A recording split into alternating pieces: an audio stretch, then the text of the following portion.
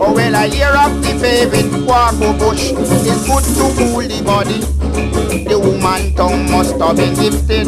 She was falling out all the time. She even said nightshade is good. If you have a troubled mind, it's poison. She got itaguma, kotojibumba, sorosy leaf and devil's whip, lime leaf, pear leaf, sour sap leaf from cold chalang, and up if you thick sweet mint, marigold, peppermint, fever grass, and the famous strong back root. John Charles, dippy milk, feed a bush, and the old time cheney root.